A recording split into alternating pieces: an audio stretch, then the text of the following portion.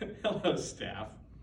As some of you were unable to attend the in-person meeting this morning, the fire chief requested to produce this informational video, so we may share the same information across all the shifts. This is in keeping with our new policy and the consistent messaging to all the line staff. You are at an advantage because we have filled in a great number of questions this morning. Hopefully we have all the answers to the questions that you might have. Some background on this process. As you are aware, we've been reworking this policy and procedure manual, the SOG guide, for a good part of a year now. Frankly, it's been a pretty daunting task. As we are nearing the completion of the SOG policy review, both the labor and management groups have been doing peer review, and we're slowly publishing and implementing the new policies. You'll find some of the policies are brand new, some haven't changed a great deal, and some are changed based on our new staffing models and response plans. Today we're going to be presenting on the Family Medical Leave Act policy and the new social media policy. First, the FMLA policy. The department is required to follow the FMLA procedures as outlined in federal law. And those are also outlined in the city policy manual. So we're responsible for the city policy manual. Our document is kind of a brief review of the highlights of the FMLA law and how it affects you at the fire department level. Questions that arose in the first in-person meeting were who's eligible and what are the eligible circumstances? How much time must I give the department notice? And what happens if I can't give notice? And one of the questions is, why do I need a doctor's note? Well, most of this is required by the law.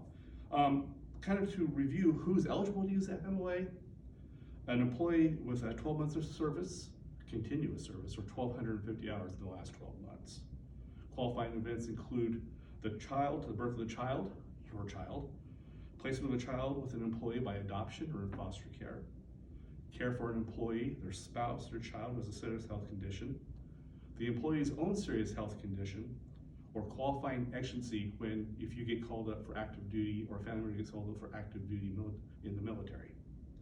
The leave requests typically need to be made within 30 days prior to the application for the FMLA, or as soon as the employee knows the circumstance is. Any request of FMLA coverage must be backed up with physician documentation. If you're asked to provide the documentation, you have up to 15 business days to do so. This is part of the law also. Should you not be able to meet any of the qualifications or the documentation requirements or have a qualifying event, you're required to use your required leave, both your sick, your compensation time, and your vacation time. When those are exhausted, you may apply for emergency leave banks from both the union and the city. And once that's done, if you have an unqualified event, you go on unpaid leave. Unfortunately, with unpaid leave, you lose the protections that FMLA give you. FMLA protects you, gives you continuing health benefits from the city, and secures your position in the agency. Whereas, unpaid leave, you could potentially be bumped if a situation occur. Some other common questions: does FMLA cover me for an elective medical procedure or a non-emergent procedure? What about my grandchild was born? Can I use FMLA for that? The answer is probably no, but a lot of those, especially for the elective medical procedure, the grandchild being born, unless you're the direct guardian, the FMLA is not going to apply for that, unfortunately. The next guideline is the new social media policy. This topic brought on a lot of questions, and I had a lot of concerns when we were discussing it. The first and most frequent question was regarding the First Amendment and the right to free speech, and the question was, how can the department censor me and discipline me for what I do off duty on social media? Well, there are several requirements the employee must meet for their post to be considered protected free speech.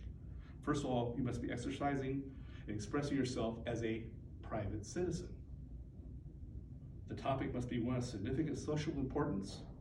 And lastly, the speech does not impair or impede the performance or duties, or impair the discipline or the harmony, or basically bring discredit to the fire department.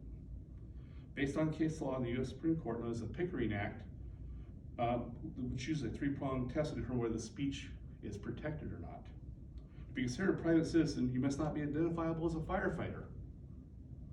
That means no pictures of you in uniform, no reference to the agency. The site must be essentially sterile. That's what's recommended by the legal experts. Departments, if they know you're a firefighter, there's always the potential for them to say, oh, he's a firefighter, he's representing the fire department, and he said something stupid on the social media. Next thing you know, they're disciplined.